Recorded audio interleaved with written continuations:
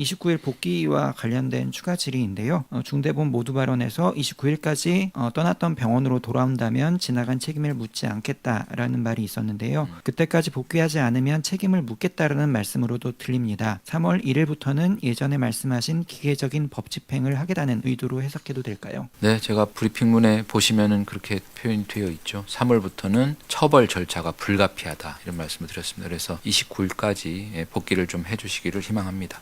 그리고 다음으로 JTBC 강나연 기자님의 질의입니다. 이것도 22일 시한과 관련된 건데요. 29일로 시한을 못 박으신 구체적인 이유에 대해서 설명 부탁드립니다. 아무런 책임을 묻지 않겠다는 뜻에 대해서도 다시 한번 질의 주셨습니다. 예, 죄송합니다. 표현한 그대로입니다. 예, 지금 갈등하고 있을 전공의들에게 충분히 생각할 수 있는 시간을 드리는 것이고 29일까지 복귀하는 경우에는 그 이전의 명령 위반에 대한 처벌을 묻지 않겠다는 그런 뜻입니다. 다음으로 조선일보 오유진 기자님의 질의입니다. 29일 시한과 관련된 질문인데요. 29일까지 복귀한 전공의에게는 현행법 위반에 대해 최대한 정상 참작한다고 하셨는데 기한을 29일로 정한 구체적인 이유를 여쭙습니다. 이와 함께 전임의의 이탈 날짜가 29일로 정해졌다는 보도도 나오는데 이를 고려한 결정인지도 여쭙습니다.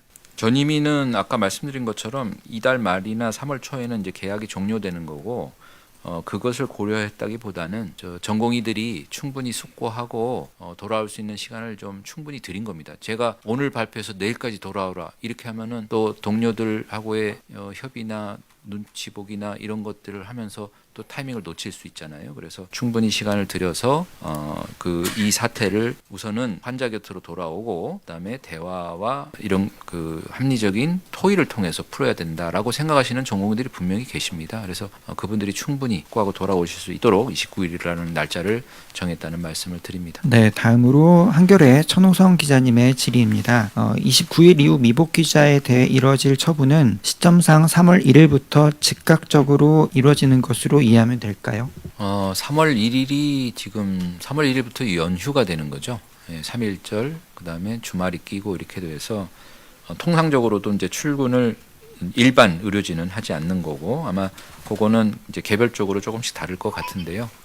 그거는 정상 출근일 기준으로 아마 판단을 하게 될 것으로 생각됩니다. 네. 그리고 천호성 기자님의 추가 질의입니다. 만약 29일까지도 다수의 전공의가 복귀하지 않는다면 상당수의 전공의가 면허 정지 처분을 받게 되고 인력 공백이 장기화하는 상황이 불가피할 것으로 보입니다. 이 경우에도 의료기관의 기능에 문제가 없을 것으로 보시는지요? 면허 정지 처분에 따른 장기간 인력 공백을 메울 수 있는 대안도 있을까요? 예, 지금 우리나라 특히 대형 병원들이 전공의 그리고 전임의 의존 비율이 상당히 좀 높고요. 전임의는 뭐 다 모든 대형 병원은 아니고 그러니까 서울 수도권에 있는 대형 병원이 좀 전임의 의존 비율이 높고 이렇게 해서 어떻게 보면 상당히 좀 정상적이지 않은 의료 체계입니다. 예.